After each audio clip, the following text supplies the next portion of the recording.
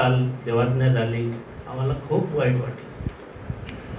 कारण 1967 पासून तर 1975 पर्यंत सरांनी आम्हाला घडवण्याचं काम केलं.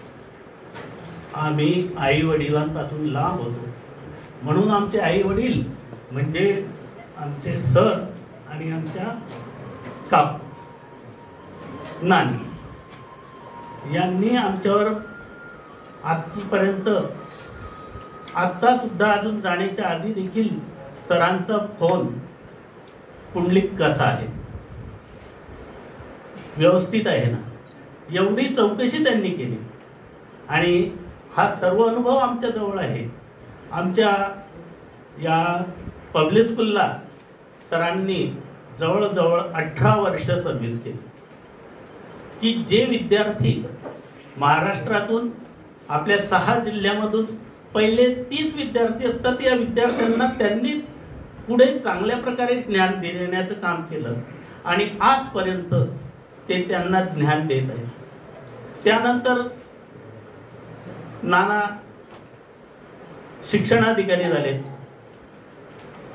शिक्षणाधिकारी झाल्यानंतर देखील त्यांनी आमच्या विद्यार्थ्यांना म्हणजेच आम्हाला कधीही विसरले नाहीत. नाना, फक्त नानांची एक इच्छा आमची राहिली आता, का नाना यावर्षी आम्हाला म्हणत होते का तुमचं फॅमिली गेट टुगेदर आपण सर्व एकत्र घेऊ, पण मध्ये कोरोना पिरियडमुळे ते आमचं लांबलं आणि नानांची ती इच्छा आम्ही पूर्ण करू शकलो नाही. असो, असे हे नाना नुसते शिक्षण क्षेत्रातच नाही, तर नानांनी मला असं वाटतं आपला आळंदी कॅनॉल बंद पडलेला होता त्यावेळेला देखील त्यांनी पुढाकार घेतला आणि शेतकऱ्यांचं सुद्धा त्यांनी शेतकऱ्यांना देखील मदत केलेली आहे. शेवटी नानांनी जाता जाता देखील शेवटपर्यंत शिक्षणाचं कार्य हे चालूच ठेवलं आणि आज त्यांनी त्यांचा मृतदेह वैद्यकीय महाविद्यालयाला शिकण्यासाठीच दिला. म्हणजे त्यांच्या हाडाहाडात नसानसात भिनलेलं गुरु हे स्थान अढळ आहे. आणि अशा या आमच्या पितृतुल्य गुरूंना मी आमच्या शासकीय विद्यानिकेतन नाशिक धुळे आणि आमचा परिवार, आमचा वर्ग, 1975 ची बॅच आणि माझ्या कुटुंबातर्फे, चौधरी कुटुंबातर्फे मी त्यांना भावपूर्ण श्रद्धांजली अर्पण करतो.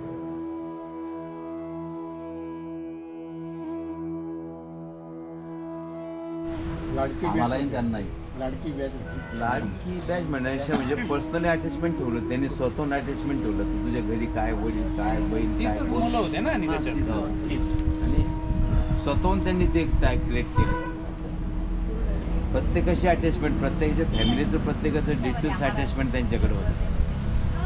तू काय नाराज दिसतोय, तू काय करतोय, का बरं, काय प्रॉब्लेम होतो, स्वतःहून. हा, आणि त्या काय आमच्या वर्गावर त्या स्कीम राबवायच्या त्यांनी स्वतःहून लादल्या. हे बा, मला असं वाटतं, तुम्ही ठरवा काय करायचं ते. मला असं वाटतं की आपण असं करूया, मग तुम्ही ठरवा आणि मग मला सांगा. असं करा असं नव्हते म्हणत कधी. आपल्याला हा एक प्रयोग करायचा आहे, असं वाटतं, तुम्ही ठरवा, आपण 2 दिवसांनी ठरवू. खूप प्रयोग केले वर्गावर, खूप नाशिकमधल्या सर्व इंग्लिशच्या शिक्षकांना हाऊ टू टीच इंग्लिश ते शिकवायचे दरवर्षी सेमिनार. इंग्लिश शिक्षकांना खूप प्रयोग केले वर्गावर. कठीण या काळात ते कठीण आणि असे विचार पडायचेच असतात. देहदान म्हणजे 1% लोक सुद्धा करत नाही. 1% सुद्धा करत नाही.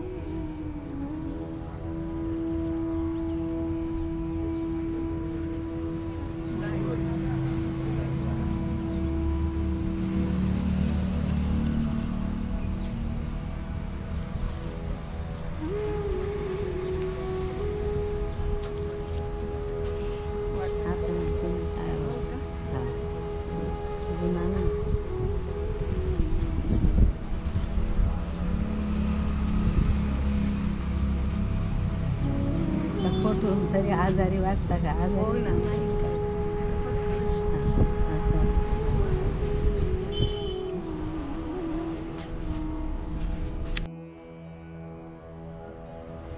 या. हा, या.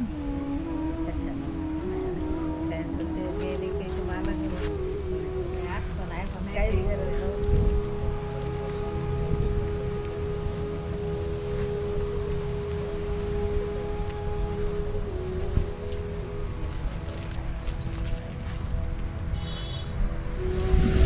उपस्थित शोकाकुल बंधू आणि भगिनी, 1975 नंतर ज्यावेळी या पवित्र वास्तूमध्ये येण्याचा प्रसंग आला त्यावेळी सरांचं चरणस्पर्श करण्याचं भाग्य लाभत गेलं. परंतु आजचा दिवस असा की सरांच्या प्रतिमेला आपल्याला अभिवादन करावं लागतं.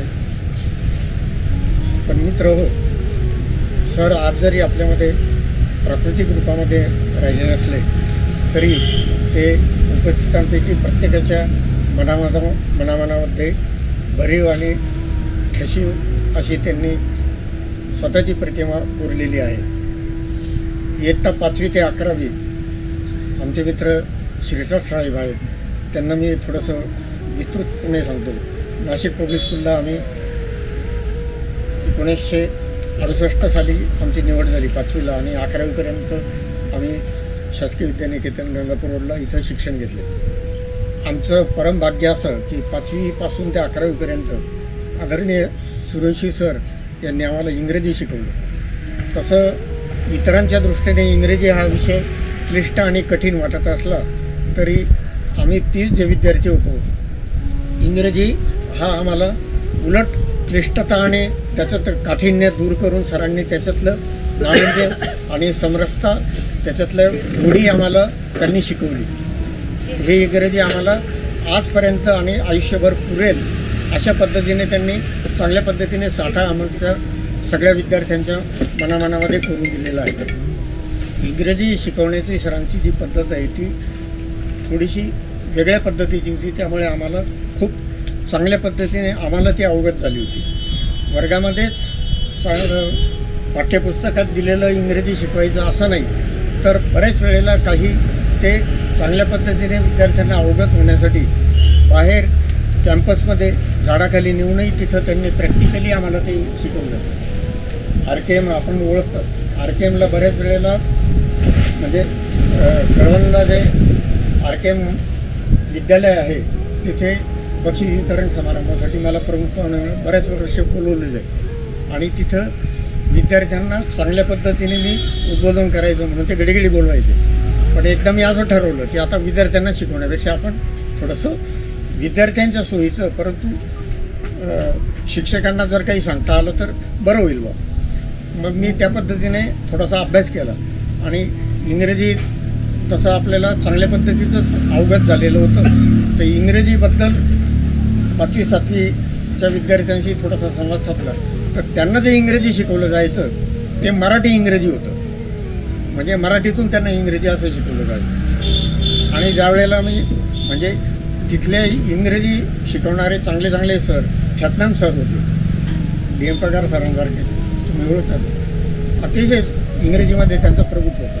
परंतु काही कारणामुळे त्यांचं जे शिकवण्याची जी हातोटी होती ती मराठी इंग्रजी होती. म्हणजे when the teacher was teaching students were trying it to understand in Marathi, अशा पद्धतीचं ते मराठी इंग्रजी व्हायचं. मग मी त्या वेळेला थोडंसं त्यांची माफी मागितली.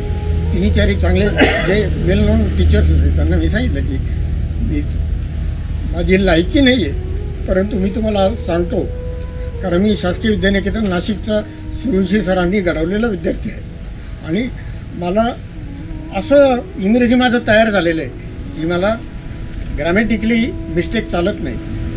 कुठेही अपसुपीएस देण्याची पद्धत चांगले चांगले जे मोठे अधिकारी असतात कुठेही अपसुपीएस देतात, ते नाही चालत. मला कॅपिटल कुठेही कॅपिटल लिहितात, नाही चालत. आम्हाला ते बदलत जात नाही कारण सरांचे संस्कार असे होते.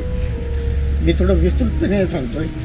तर त्यावेळेला त्या कार्यक्रमामध्ये मी सरांना सांगितलं की तुमचं जे शिकवणं आहे हे मराठी इंग्रजी आहे, कृपया तुम्ही 2 पत्ते पाडा, बी प्रॅक्टिकल. आता सरांचं उदाहरण मी त्यावेळेला दिलं की आम्हाला असे सर लाभले होते आणि आम्ही 5वी किंवा 6वीमध्ये असताना सरांनी गुलमोहरच्या झाडाखाली नेलं आणि सगळ्यांना आम्हाला स्टँडिंग करून असं सर्कल स्वतः सगळं आणि I am here you are there हे अजून माझ्या डोक्यात बसलेलं नाही. हे जे आहे अशा पद्धतीने जर तुम्ही विद्यार्थ्यांना शिकवलं तर हे कायमस्वरूपी त्यांच्या मेंदूमध्ये फीड होतं. नंतर ट्राय टू अंडरस्टँड म्हटलं की ज्या वेळेला इंग्रजीचा तुमचा पिरियड सुरू होतो की तुम्ही विद्यार्थ्यांशी किंवा विद्यार्थ्यांनी विद्यार्थ्यांशी आपापसात किंवा विद्यार्थ्यांनी तुमच्याशी बोलायला हे तुम्ही असं बंधन लावा की we should speak in English only. त्यामुळे तुमचं इंग्लिश सुरुवातीला होतील चुका परंतु ते नक्कीच त्याचा स्तर सुधारेल. ते त्यांना ते वाईट वाटलं आणि काही माझे पेशंट होते त्यांनी माझ्याकडे येणंही बंद करून दिलं. पण नंतर 1.5 महिन्यानंतर त्यांना ते थोडंसं ते वाटलं आणि त्यांनी ते अडॉप्टेड दॅट मेथड आणि विशेषतः म्हणजे इंग्रजीचे जे रिझल्ट्स होते 10वीचे ते चांगल्या पद्धतीने लागायला लागले. विद्यार्थ्यांनाही ती पद्धत आवडायला लागली आणि मग ते ॲप्रिशिएटेड की तो स्टाफसुद्धा की तुम्ही जे सांगितलं ते आम्हाला पटलं आणि वी अडॉप्टेड दॅट मेथड. असं प्रॅक्टिकली जे शिकवणं होतं सरांचं होतं. आणि 1975 नंतर आम्ही शाळा सोडल्यानंतर ज्या वेळेला ॲक्च्युली बाहेर कॉलेजला गेलो किंवा इतर याच्यात त्यावेळेला सरांचं जे शिकवणं ते आम्हाला खरोखर त्यावेळेला उपयोगी पडलं. इतरांशी संवाद साधणं किंवा हे आता मेडिकल कॉलेजला पुण्याला असताना मेडिकल कॉलेज असेल तर शिकवणारा स्टाफसुद्धा त्यांचं हँडरायटिंग घ्या ग्रॅमॅटिकल मिस्टेक्स खूप राहील. पण ते मी पहिल्या बाकड्यावर बसणार मला ते सहन व्हायचं नाही. आम्ही सांगितलं sorry sir you committed such mistake. Medical persons are allowed to do 25% mistakes in English. Who I allowed. मी त्यांना परत विचारलं तुम्हाला हे कोणी परवानगी दिली. ते अरे बाबा चुकलं आता नाही होणार. पण कालांतराने त्यांच्याही चुका त्या सुधारल्या. म्हणजे हा सगळा आशीर्वाद सरांचा होता. आणि सरांनी फक्त इंग्रजी शिकवलं असं नाही. ते आमचे वर्ग शिक्षक होते आणि जबाबदारीने त्यांनी 30 विद्यार्थी घडवले. त्यांनी आमच्याकडून योगासनं करून घेतले. गॅदरिंगच्या वेळेला योगासनांचे पिरियड चांगल्या पद्धतीने करायचे. अहो इंग्रजी शिकवताना गिल्बर्ट सर लंडनचे बॉयस्टाऊनला आले. त्यांना त्यांनी पाचारण केलं आणि आमच्या वर्गावरती त्यांनी सॉंग्स त्यांना घ्यायला ते आम्हाला आमच्याकडून पाठ करून घेतले. अब्राहम लिंकनचे स्पीचेस ग्रामोफोन रेकॉर्ड त्यावा ऐकवला जाईल. आम्ही 5वी 6वीचे विद्यार्थी आम्हाला ते स्पीचेस त्यांनी चांगल्या पद्धतीने ऐकवले आमच्याकडून पाठांतर करून घेतले आणि त्याच्याने इतका डेव्हलप झालो आम्ही. आतून मानसिकता जी डेव्हलप झाली ती सरांमुळे. योगासनं आम्हाला शिकवले. लेझिमचे कोल्हापूरकडचे पाटील सर 2 सर होते ना त्यांनी पाचारण केलं. डंबेल्स लेझिम हे सगळं आम्हाला शिकवलं. मल्लखांब शिकवले. हे सगळं करून घेतलं.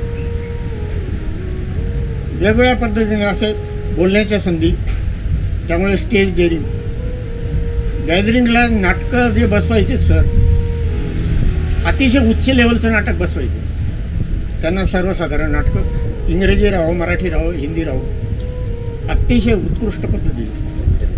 म्हणजे मी 5वीत असताना कल्याणचा खजिना मला शिवाजीचा रोल दिला होता. नंतर प्रत्येक वर्षी वेगवेगळे चांगले चांगले म्हणजे आम्ही रायगडाला जेव्हा जाग येते नटसम्राटसुद्धा आम्ही बसवलो. नटसम्राटचं पूर्ण 3 अंक पाठांतर झालं होतं आमचं. इतकं आम्ही त्याचे सम्राट झालो. अशा पद्धतीने सगळ्या याच्यात त्यांनी स्वतःचं जीवन त्यांनी अर्पण केलं आणि हे विद्यार्थी घडवले. असं म्हणजे शिक्षक होणे नाही. मी आमच्या उपस्थितांपैकी सर्वांतर्फे सरांना परत भावपूर्ण आदरांजली देतो आणि चुकतो.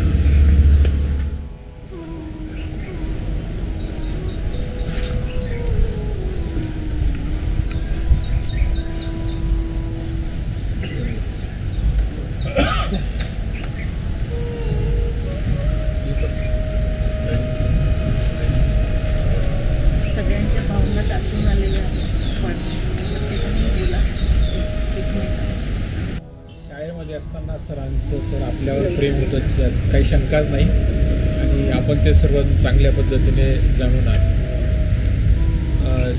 जनरली बहुतांशपणे आपण पाहतो की शिक्षकाचा आणि विद्यार्थ्यांचा जो संबंध असतो तो तेवढ्या पुरताच मर्यादित असतो. पण त्याच्या पलीकडे जाऊन सांगायचं म्हणजे बाईंशी पण म्हणजे शाळेमध्ये असताना देखील आपल्या बाईंशी गाठीभेटी व्हायच्या आणि शाळा सुटल्यानंतर तर मी मसूर टिंबर डेपोला माझी पोस्टिंग झाली होती आणि हे काहीच नव्हतं, सगळं जंगल इथं शेती बिती होती आणि मी सरांना बऱ्याच वेळा पायीच भेटायला यायचो शेतात तुडवत. तेव्हा सर एका साध्या झोपडीत राहायचे. बटाटे काढत होते आपण. म्हणजे सर आणि इव्हन ते महानगरपालिकेमध्ये एक त्या उच्च पदावर शिक्षणाधिकारी म्हणून काम करत असताना देखील सरांना या शहराचा मोह कधी झाला नाही. त्यांची मुलं एवढ्या मोठ्या म्हणजे टोलेजंग इमारतीत राहत आहेत, परंतु सरांनी आपलं हे शेत कधी सोडलं नाही. याच्यातून त्यांचं जे जीवनाकडे बघण्याचा जो दृष्टिकोन होता तो अत्यंत उदात्त आणि फार वेगळ्या प्रकारचा होता आणि त्याच्यापासून खरंच आपल्याला एक वेगळी प्रेरणा मिळते आहे. सरांचं आरोग्य आश्चर्यकारक होतं. म्हणजे त्यांचे जे काय ताई पण सांगतायत की बुवा त्यांचं BP नंतर बाकीच्या ज्या रिडिंग्ज आहेत ब्लड ॲनालिसिसच्या ते आश्चर्यचकित करणारे आहेत. हे एक वेगळीच अचिव्हमेंट त्यांनी जीवनामध्ये घेतली होती. मी बऱ्याच वेळा सरांना भेटायला यायचो तर सर हास्य क्लब करायचे किंवा योगा करायचे, बरंच काही करायचे. शेतामध्ये इथं देखील ते मयुरासन वगैरे इतकं कठीण आसन सर करायचे. त्यांच्या एक दीर्घायुष्य आणि निरोगी आयुष्याचं रहस्य म्हणजे समजून जर घेतलं तर खरंच एक म्हणजे आपल्याला एक वेगळा चमत्कार बघायला मिळतो. सरांचं माझ्यावर विशेष प्रेम होतं. फोनवर तर बऱ्याच वेळा बोलणं व्हायचं, पण मी पुण्याला जाता येताना देखील मळ्यावर भेटायला यायचो. इथं जिथं म्हणजे इव्हन रिटायर झाल्यानंतर देखील नाशिकला जेव्हा मी आलो म्हणजे सरांना भेटल्याशिवाय जात नव्हतो. त्यामुळे सरांना विसरणं अक्षरशः अशक्यच आहे आणि सरांचं इतकंच प्रेम आम्हाला बाईंनी पण दिलेलं आहे. बाई आल्या म्हणजे आम्ही आलो म्हणजे बाई पण मोठ्या आस्थेने विचार करणार, मुलं काय करतायत, सूनबाई काय करतायत, सगळ्यांबद्दल विचारणार. आणि विशेष म्हणजे एक साधारण 4-6 महिन्यापूर्वी सरांनी आमच्या घरी पण भेट दिली होती. ती एक मला फार मोठी आठवण राहील. आपण आता सगळं म्हणजे आमचा एक फार मोठा गुरु आसरा काही म्हणा, आपण काय शब्द नाही ते वर्णन करायला. आम्ही कायमचे मुकले आहोत तरी पण आम्ही आमच्या परीने बाई आहे तोपर्यंत निश्चित येत राहू, मुलं आहे तोपर्यंत आम्ही संबंध टिकून ठेवू. सरांना मी परत एक भावपूर्ण श्रद्धांजली वाहून आपल्या सर्वांच्या वतीने माझे 2 शब्द सांगतो. पाठीचा ताट, मान, पाठ, डोकं एका सरळ रेषेत आहे. डोळे अलगद बंद करून घ्यायचे. कमलदलाप्रमाणे डोळे बंद करायचे. बंद डोळ्यांपुढे सरांची करारी प्रेमळ मुद्रा. त्या मुद्रेवरती हास्यमय मुद्रा आहे. ते आपल्या सगळ्यांचे वडील होते. जन्मदाते नसले तरी शैक्षणिक जीवनामध्ये तुमचे वडिलांची भूमिका ते करत होते. त्यांच्या मुद्रेवरती लक्ष केंद्रित करायचंय. एक साधारण दीर्घ श्वासात संथपणे बाहेर, परत एक साधारण दीर्घ श्वासात अतिशय संथ गतीने बाहेर. संथ श्वसन चालू ठेवा. शरीरात प्रवेश करणाऱ्या प्रत्येक श्वासाच्या श्वासाने सरांनी शिकवलेले, सरांनी दिलेले संस्कार आपण आत्मसात केले आहेत. ते संस्कार आपण त्या पद्धतीने वागणार आहोत. हे वचन आपण सरांना दिलेलं आहे.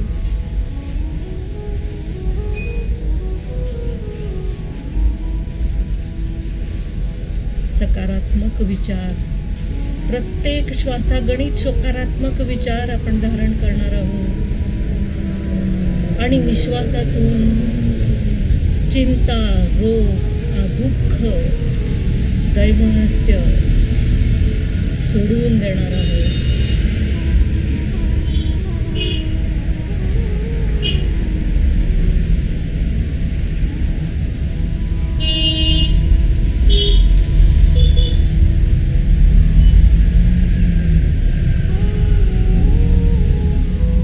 संथ श्वसन चालू ठेवा.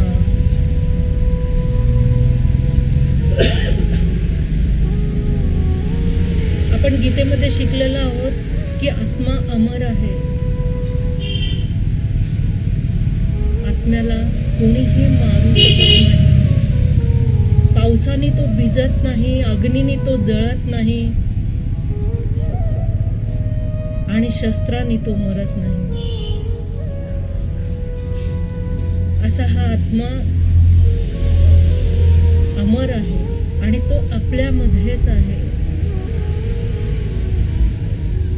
एक शिक्षक कसा असावा याचं अत्यंत आदर्श उदाहरण सरांचं आहे. सर नेहमी म्हणायचे की मी शिक्षकाचा वसा घेतलाय, मी शिक्षक म्हणून जगलो आहे आणि माझे मी 30 मुलं तयार केलेली आहेत. प्रत्येक क्षेत्रात नामवंत असे विद्यार्थी मी घडवले आहेत. हा विद्यार्थी घडवण्याचा वसा मी घेतलेला आहे. सर, तुम्ही खरोखर धन्य आहात. तुमचे संस्कार ही मुलं कधीच विसरणार नाही.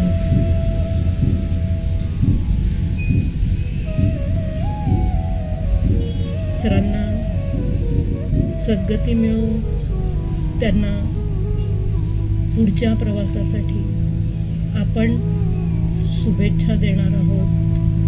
मी एक प्रार्थना म्हणणार आहे. जर प्रार्थना येत असेल तर माझ्या स्वरात स्वर मिळवा. नसेल येत तर हात जोडून परमेश्वराला आपण प्रार्थना करू. हाताची नमस्कार मुद्रा.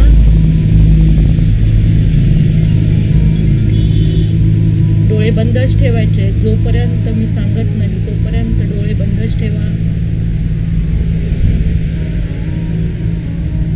आपण 3 वेळा ओंकार चॅन्टिंग करणार आहोत.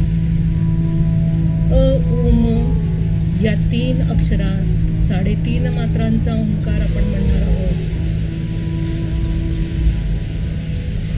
त्याची जी कंपनं निर्माण होतात, ओंकार चॅन्टिंगची जी कंपनं निर्माण होतात, त्याचा शरीरावर, मनावर परिणाम होत असतो आणि तो सकारात्मक परिणाम ह्या वातावरणात निश्चितच तुम्हालाही जाणवेल. सरांना निसर्गाचं अतिशय रोटरी क्लबची जेव्हा मुलाखत घेतली होती त्या मुलाखतीत त्यांनी सांगितलं होतं की मी शेती केली. त्यांना निसर्गाचं, या शेतीचं अतिशय आवड आणि ती सुद्धा त्यांनी आधुनिक शेती करण्याचा प्रयत्न केलेला. त्याच्या अनेक प्रसंग, अनेक त्यांनी वर्णन करून स्वतः सांगितलेले आहे. ह्या मळ्यात त्यांचं विशेष प्रेम, या मळ्यावर त्यांचं विशेष प्रेम, ते निश्चित आपल्या बरोबर आहे.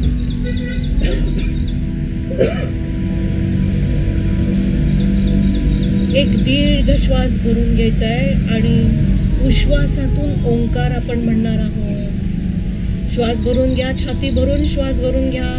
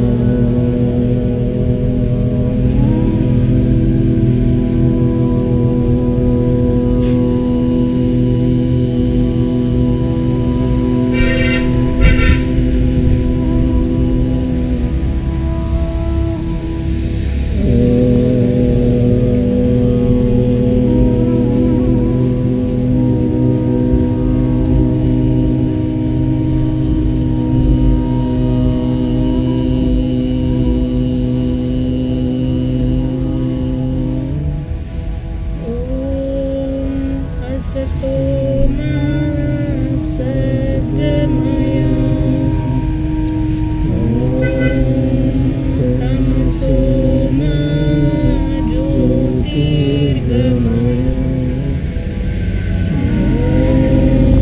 मृत्योर्मा अमृतं गमय सर्वेषां स्वस्तिर्भवतु सर्वेषां शान्तिर्भवतु सर्वेषां मङ्गलं भवतु सर्वेषां पूर्णं भवतु लोका समस्ता सुखिनो भवन्तु सर्वे भवन्तु सुखिनः सर्वे सन्तु निरामयाः सर्वे भद्राणि पश्यन्तु मा कश्चित् दुःखभाग् भवेत् ॐ त्र्यम्बकं यजामहे सुगन्धिं पुष्टिवर्धनम् पूर्वारुकमेव गन्धता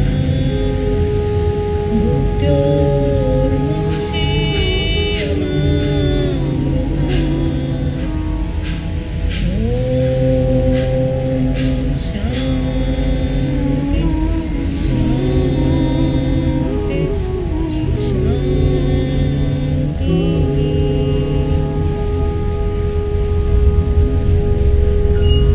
एक मिनिट कोणतीही हालचाल न करता नमस्कार करायचा आहे त्याच अवस्थेत शांतपणे बसून राहायचं आहे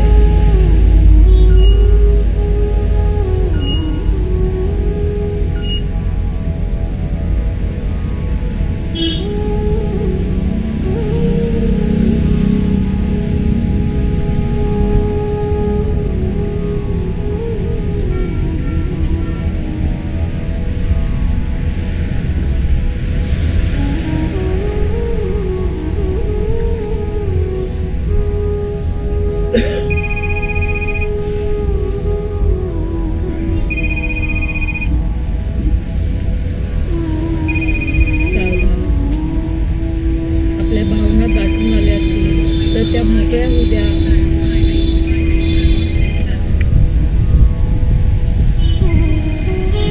त्याचं घर्षण करायचंय डोळ्याला ऊब द्यायची डोळ्यावरनं डोकं फिरवत चेहऱ्यावरनं हात फिरवत केसांवरनं हात फिरवत अलगद हात खाली घ्यायचे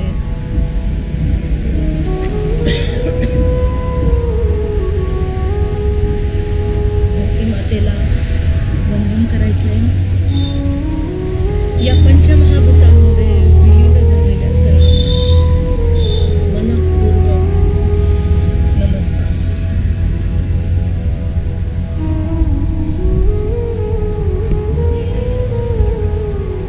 आपला वेळ घेत हळुवार रीतीने